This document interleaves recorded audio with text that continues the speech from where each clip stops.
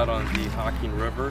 It's November 4th, so temps have dropped in the past couple of weeks, but it's been a warm day today. We've had actually a really nice day, so I decided to come out and try my newly ordered deeper right here. It's a really interesting, cool fish finding product.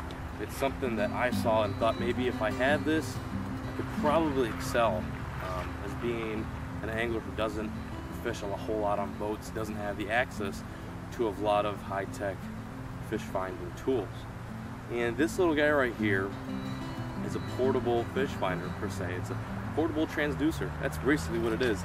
It's a fish finder, transducer, and it measures water temperature, depth, structural patterns that's below the water, what's on the bottom, and if there's fish in the area. It does anything like your ordinary, fish finder can do, but it's portable and it's not, bound to your boat. It's not you're not limited as what you can do. There's so many different types of ways you can use this and utilize its attributes and what it brings to the fishing world. You can really take advantage of this as a kayak fisherman, someone who fishes from shore, even from boat, to use this. With a fish finder that's attached to a boat and that you cannot switch from area to area. You're limited as to where your boat is basically where that fish finder is picking up the frequency, is where the sonar is picking up whatever was on the bottom or what's suspending. With this, you have the control with a rod and reel to cast and pinpoint what you want to know about a certain area of a body of water. It's really unique. It's a really cool thing, and it's something that I saw, and I was like, listen, I've got to get this. I've got to try it out. I got to see if it's the real deal. And I've had it on the water for about 10 minutes now, and I can tell it's going to be an awesome killer product. So I want to show you how you can use this thing in moving water. That's something I don't see a whole lot of videos about. Is moving water is actually something you can utilize and take advantage of when using the deeper fish product.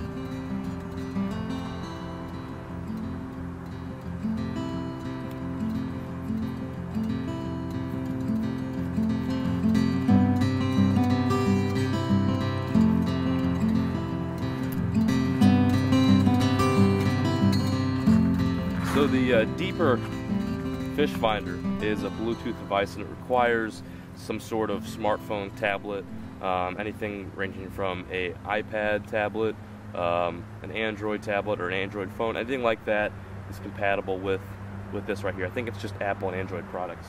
But you need basically something with Bluetooth, something you can connect this to, because this is going to be basically like your fish finding screen. That's your portable transducer, and this is your screen right here. So I'm going to get a good cast out there. So I've casted it out there, and if you can just watch that screen right there, it'll start telling me everything that's down there, all that info. It gives me water temperature, it gives me depth. I'm in 2.5 feet of water right now, and that ball is moving with the current. It's so cool. It's kind of hard to tell with this because right now I'm fishing in really shallow water, and there's a little divot right there. I mean, that is just so neat to me. It's just such an awesome tool that you can do this, and you can pinpoint where, I mean, it's almost like lifting the veil being water, and kind of seeing what's down in there. You like I said, this is there's limited opportunities in ways you can use this, and you can switch it to this way as well. It's not just limited to landscape mode or horizontal.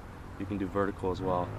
But this is awesome, and a little fish will appear if there's a fish in the area. But it tells you the contour, the water temperature. The water temperature is 44 degrees. It's very cold. It's very, very cold, like I said. But it's just so cool. So I'm going to go some deeper water. I'm going to go by Nate right now, and I'm going to show you how an angler can use this and utilize this. So right now I'm going to go over to that little area right there.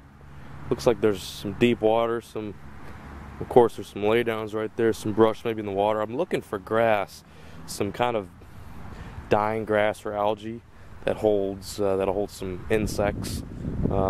Also too, these smallmouth a lot of times will feed on larvae, insect larvae that's on the rocks.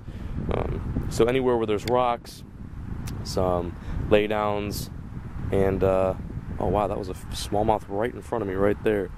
But anywhere where that is kind of where I'm kind of targeting right now. And I'm going to use the deeper just to kind of scope out and scout out the area before I start making some casts, because I really don't want to waste a whole lot of time out here. Okay, so my deeper is connected using my friend's 5C right now, just to prove to you that you can use multiple devices. And right now I'm sitting in about, let's take horizontal, sitting in about 3 feet of water. The deeper is sitting at about 4.3. I'm gonna get a cast out there. Okay, so my deeper is moving slowly and steadily with the current, and I'm registering at 5.2 feet, 44 degrees. Marked one little fish at 2 foot. That could be a smallmouth, could be a sucker. I'm about to pull up right on the tip of this lay down right here, so we should come across some sort of bait fish, maybe possibly. And I can just let my line out continuously. There we go, right at the tip of the lay down, fishing 2.9, and another fish in a foot of water. That one on the foot might be a smallmouth. Smallmouth are pretty aggressive right now, and that my deeper is just right out there. And that's where it's registering. It's pretty flat over there, but right there is the tip of the laydown. Got a little bit closer to cast that laydown, and as you can see, the closer I got to the laydown, the stronger the reading was on those fish. So I got 3 fish, approximately 3 fish. That one, I don't know if that's a fish because that showed up right as I cast, but 3 fish and about 2 feet of water. So I'm hoping those are some smallmouth, though they don't travel too tight this time of year. It could be suckers, so we'll have to go ahead and see.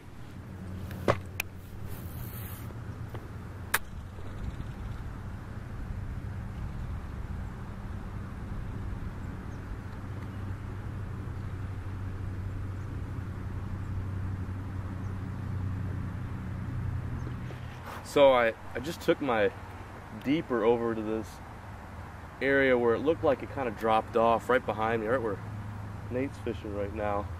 And I started throwing this tight lines jig made by a Chicago angler. And I've got a little Optimum bait swim bait in the back. And I stuck this nice little smallmouth. It's my first November smallmouth in the Hocking River.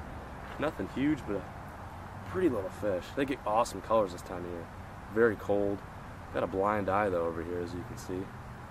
Right there, blind eye, but caught that on a 7.3 rod.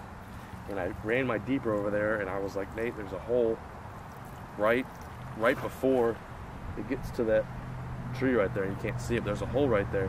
And sure enough, that's where I cast, and I caught that fish.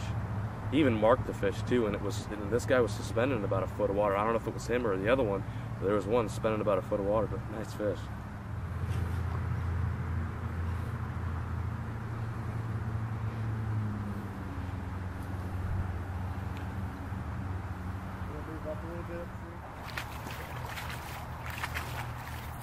So earlier when you saw me throwing that deeper in there in that area, I found a little hole.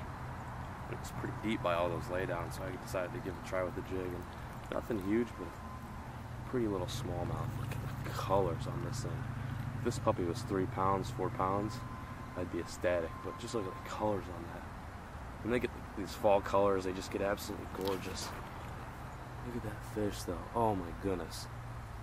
Smallmouth really are some of the prettiest North American freshwater fish in my opinion. And one of the hardest fighting fish as well. There she goes. Cool little catch though. Oh, she came back to me. Look at that. She wasn't done for the love. Look at that.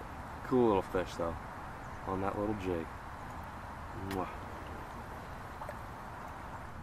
Alright, so just as a test right now, Nate's over there with the deeper, and I've got the phone over here, and I'm just going to show you how capable this thing is as far as, you know, if the device was at a far distance and the phone was at a even farther distance, that it could still pick up the signal. So right now it's reading out of water.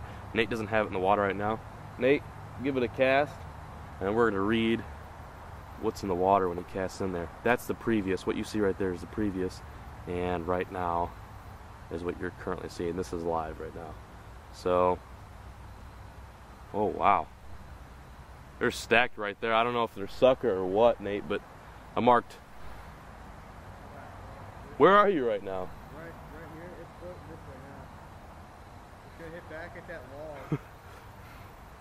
Marked 1, 2, 3, 4, 5, 6, 7, 8 fish. Right here? Yeah, they could be sucker though. That's my guess. In about close to 3 feet of water. But Nate's casting up real close to these logs right now, and when you get real close to these logs with the deeper, it actually can transmit and send a sonar signal down and get what's under the log into the side of logs. And there was actually one point, see like right there, right where that hump is, that's a log right there, and the fish is on one of the sides of the log. So it's really neat, and it'll tell you what's down there and even what's under some of the structure. But that's cool, is you can kind of have one guy work the device, and as you can see, it's still connected, even though he's that far away. But you can have one guy work the device and the other guy work the mobile device, mobile phone or tablet or something like that.